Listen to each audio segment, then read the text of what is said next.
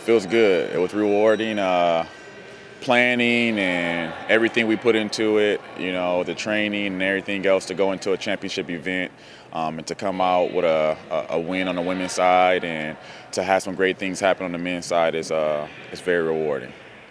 An exciting day, too, here at the Kessler Student Activity Center. Let's start with the women since they win back to their second championship in a row.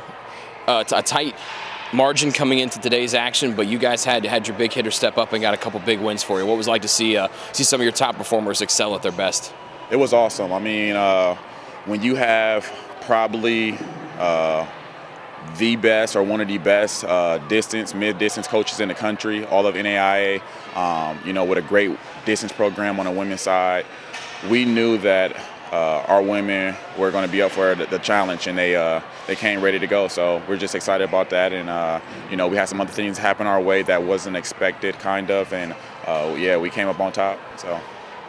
Big 2-3-4 finish there in the 3,000 meters to close it. I mean, you guys were still in the lead heading into that event, but that pretty much slammed the door shut. And it's got to be pretty rewarding seeing that depth that comes through on the distance side was what did it for you guys tonight. Absolutely. I mean, sometimes in track and field, you're provided with pieces across the board, but yeah, we've been very fortunate and blessed to have a very strong distance presence, and week in and week out I've seen it happen, and today they came with it, and coach told me, like, hey, it's gonna come down to the 3K. It was kind of over by then, but those ladies, they could have said, you know what, we already have it wrapped up, but they went out and they did a 1-2-3 finish, so that was very rewarding to see as well.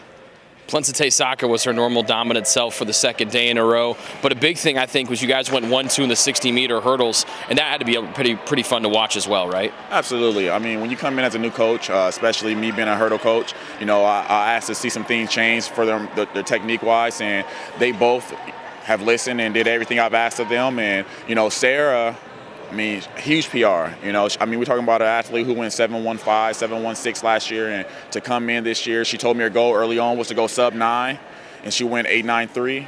It's very rewarding to go 1-2, and we were coming in 1-3. I'm very excited to see what we can do to finish at the conclusion of the indoor season, but I'm very happy and proud of both of those young ladies for sure. Looking at things on the men's side, two big second places there for Caleb Anthony, both individually in the 600-meter hurdles and in a relay towards the end of it. How do you think his day went today? I think it went awesome. I mean, what a lot of people don't know coming in this weekend, Caleb was banged up in November, so we had to be smart about it and rest him in November and December, and he's actually just running back into shape. So with an athlete of, his ability and his athletic and God-given talent, we expected him to come out and compete at the highest level, and that's what he did. And he anchored a good 4x4. A healthy Caleb Anthony, we're not getting caught. And we're hitting the A standard. So I'm very happy for him this weekend. And I know we're 2 weeks behind schedule, but I think we have enough time to get him back down to A1, possibly under A1 for the 60 hurdles, and our 4x4 has a chance to qualify for with the A standard. So very excited. How about those other three guys on the 4x4? I mean, they went out like a shot, particularly your second and third guys. I mean, they opened up a really big lead, and this place was going nuts when they just kept stretching that lead out. Yeah, I mean, we knew, coming into this year, I knew that we had the pieces to run a good 4x4, and it was just about putting the right four together on the right day and having them believe that they can run that fast. So when you have a freshman like Matthew Saka, who is very, very talented, lead off with a sub-50 split, and you have D-Rob come back with a dominant leg, and we have one of the best 800-meter runners in all of the conference come with a 49.6 split.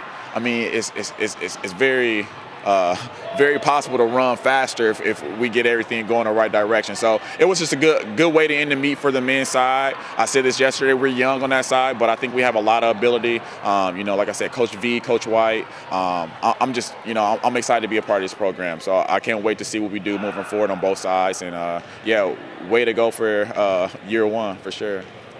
What about some other standout performances on the men's side? I mean, you talk about Josh and Hunter in the 3K and the 5K. That's huge, I mean, I can go on, but like I said, they stepped up today, stepped up yesterday. The DMR, man, everything went very well. And I'm very happy, very blessed to be a part of this program, and yeah, just a way to end a very stressful 2 weeks, 3 weeks for sure. So, yep, I'll go home and sleep, and yeah, I'll be happy for the next 3 weeks. It's over and done with. I can get ready for nationals and, yeah, get stressed out all over again.